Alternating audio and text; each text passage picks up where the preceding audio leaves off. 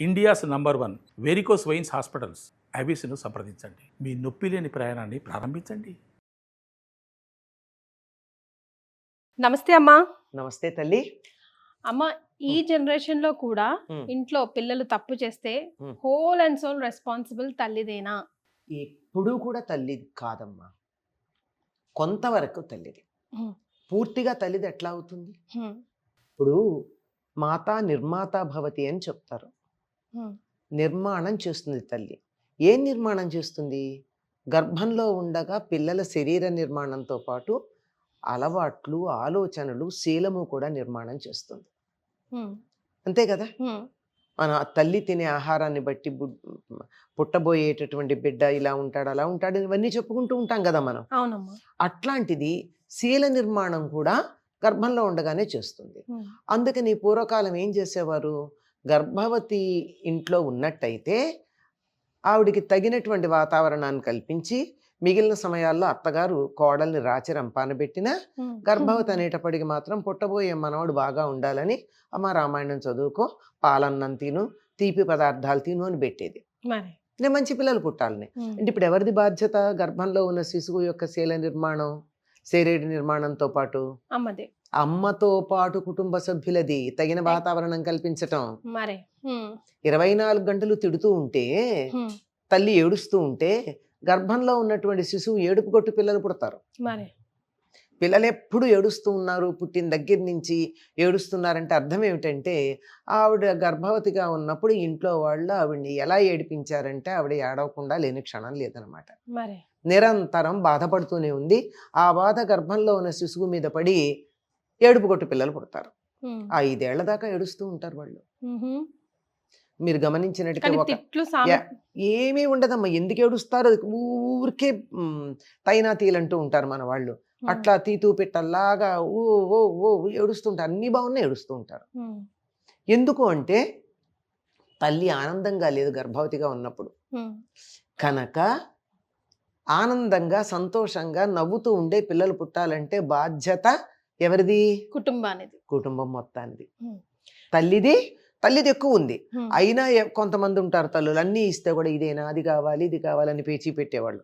అట్లాంటిది ఉంటుంది. దాంతో పాటుగా కుటుంబ సభ్యులందరిది కూడా ఉంటుంది.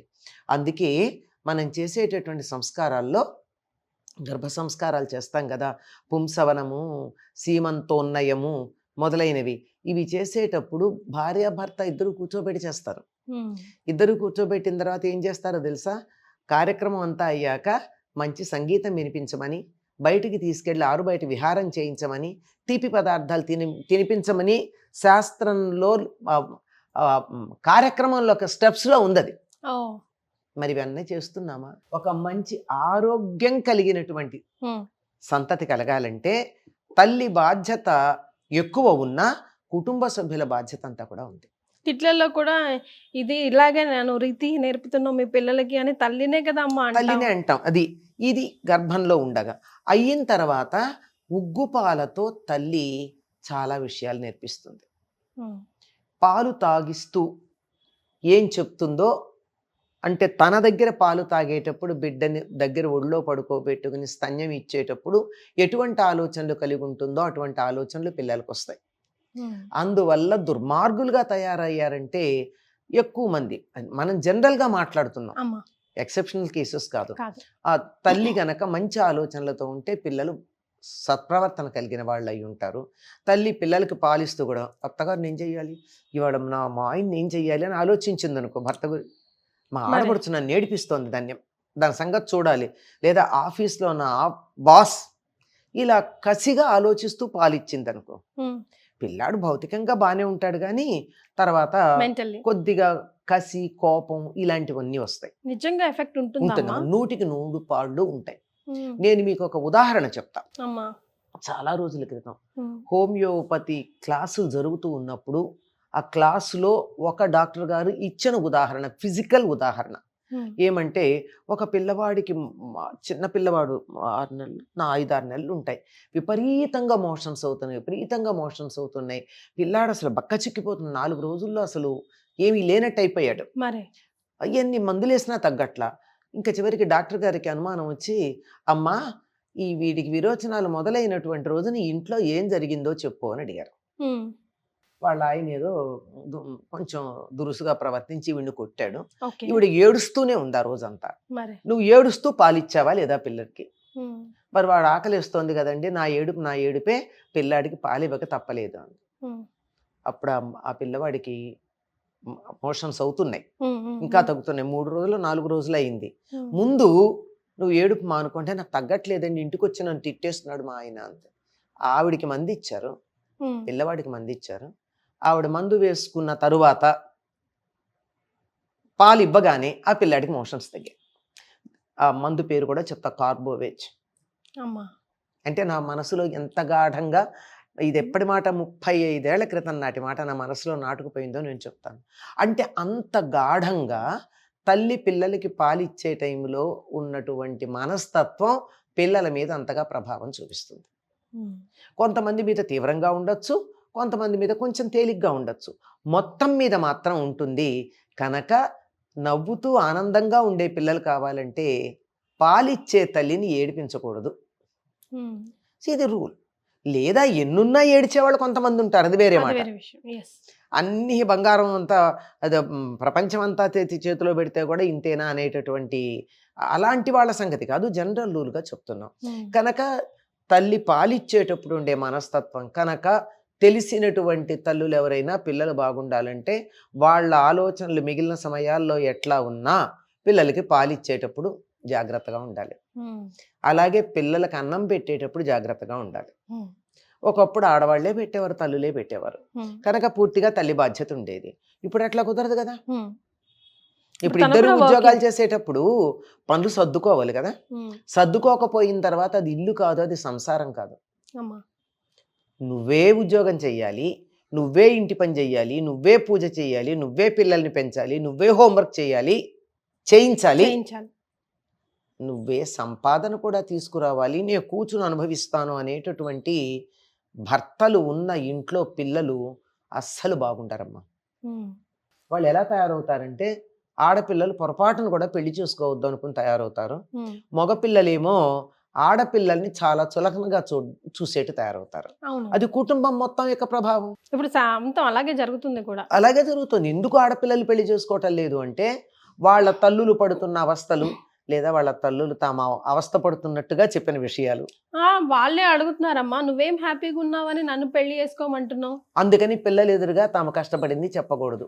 మా పిల్లలు పెళ్లిళ్ళు చేసుకోవాలని ఏ తల్లికైనా కోరికుంటే నువ్వు కష్టపడిన విషయం చెప్పకు. కానీ ఇప్పుడు ఇద్దరికి బెస్ట్ ఫ్రెండ్స్ లాగా పెరుగుతున్నారు కదమ్మా వాతావరణం.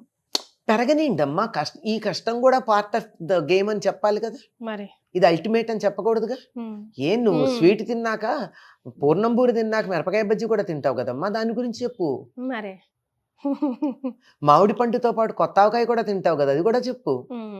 అది చెప్పాలి. అది చెప్పకుండా ఒకే పార్ట్ చెప్పడం వల్ల వస్తుంది ప్రాబ్లం. కనుక ఇప్పుడు ఎవరని చెప్పాలి మనం?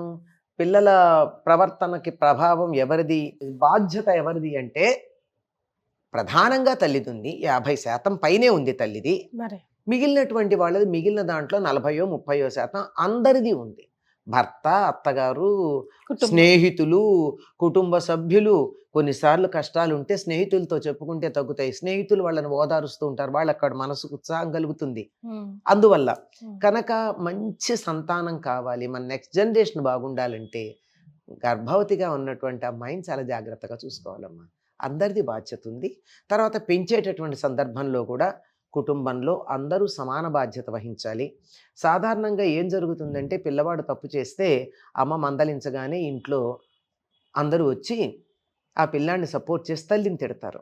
ఇంకా ఆ పిల్లాడు తల్లి మాట ఎందుకు వింటాడు? అదే కదా, చాలా సందర్భాల్లో ఇది ఒకటి జరుగుతూ ఉంటదమ్మా. అసలు ఎవరు ఎందుకు వింటాడు? ఒకవేళ తల్లి తప్పై ఉండొచ్చు, పిల్లవాడే సరై ఉండొచ్చు, అప్పుడేం మాట్లాడకూడదు.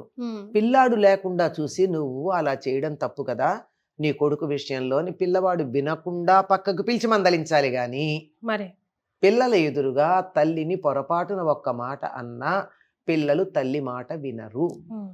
వైసీ వర్స కూడా అవుతుందమ్మా. వాడు తప్పు చేసిన పిల్లవాడు తల్లి సపోర్ట్ చేయకూడదు, తప్పును తప్పనే చూపించాలి. అక్కడ తల్లి ప్రేమ ఒలకపోయకూడదు. అంతే కదా, తల్లి అంతే. పిల్లాడు తప్పు చేస్తే చెప్పాలి. తల్లిలో ఒకవేళ పొరపాటు ఉంటే ఇంట్లో వాళ్ళు ఇంట్లో వాళ్ళు ఎట్టి పరిస్థితుల్లో పిల్లల ఎదురుగా తల్లిదండ్రుల్ని తక్కువ చేయకూడదు. Yes. తండ్రిని కూడానమ్మా కొన్ని సందర్భాల్లో తండ్రిని కూడా చేస్తారు. మీ నాన్నే ఉంది అసమర్థుడు, జీతం తక్కువ, ఇలాంటి మాటలు పిల్లాడి ఎదురుగా మాట్లాడితే రేపు పొద్దున ఏమంటాడు, ఇంకొక కొంచెం డబ్బు సంపాదించి నాకు సీటు కొనిపెట్టలేకపోయావా అంటాడు. నువ్వు చదువుకోకూడదా అని మనం అనడానికి లేదు. నువ్వు చదువుకుని తెచ్చుకో అనే పరిస్థితి కాకుండా ఇంకొంచెం ఎక్కువ సంపాదించి నాకు సీటు కొనాల్సింది కదా అని, నువ్వు ఎక్కువ సంపాదించి మంచి సంబంధం తేవాల్సింది కదా అని అమ్మాయి తల్లిని తండ్రిని అన్న సందర్భాలు ఉన్నాయి కదా. కారణం ఏమిటంటే పిల్లల ఎదురుగా వృద్ధులైన వాళ్ళు తల్లిదండ్రులని నిందించడం అది చేయకు. పిల్లలు బాగా ఎదగాలంటే కుటుంబంలో అందరి యొక్క బాధ్యత ఉందమ్మా. తల్లిది ఎక్కువ ఉంది, అందులో అనుమానం ఏం లేదు, చాలా ఎక్కువ ఉంది, చాలా ఎక్కువ. కానీ మిగిలిన వాళ్ళది కూడా ఉంది. చేత పూర్తిగా ఆవిడని చెప్పడానికి వీల్లేదు. అందులో ఉద్యోగం చేసే సందర్భంలో తప్పనిసరిగా పిల్లలకి తల్లి ఒకవేళ వండి పెట్టకపోతే కూడా తండ్రి ఏం చెప్పాలి, నాతో సమానంగా మీ అమ్మ ఉద్యోగం చేస్తోంది కనుక ఇవాళ వంట చేయలేదని అమ్మని మీరు తప్పు పట్టడానికి వీల్లేదు, మనమంతా కలిసి చేద్దాం కదా అని చెప్పి మనమన్న ఫీలింగ్ పిల్లల్లో కలిగించినప్పుడు బాగుంటుంది. సందర్భాన్ని బట్టి, పరిస్థితులను బట్టి, సాంఘికంగా వచ్చేటటువంటి మార్పులను బట్టి అన్నీ మారాలి. కానీ ఒక విషయంలో మారతాం కానీ మరో విషయంలో మారము అంటే చాలా తప్పమ్మా. అమ్మాయి ఉద్యోగం చేయాలి కానీ ఇంటి పని కూడా అమ్మాయే చేయాలనేటటువంటి పని పెట్టడం అన్నది సరైన పద్ధతి కాదు. అది ఎదుగుదల కాదు. దాన్ని ఏమంటారంటే వాపు అంటారు, బలుపు కాదు. లైఫ్ చాలా చిన్నదండి. చిన్న చిన్న చేంజెస్ చేసుకుంటూ ఎలా వస్తే అలా యాక్సెప్ట్ చేసుకుంటూ ముందుకు వెళ్ళిపోవడమే లైఫ్. అంతేనమ్మా. కొత్తగా వచ్చే మార్పులన్నింటినీ కూడా సానుకూలంగా మనం మార్చుకోవాలి. అంతేగాని కొన్ని మారతాం కొన్ని మారం అంటే కుదరదు, అన్ని మారాలి. మరి on this note thank you so much అమ్మా. నమస్తే అమ్మా.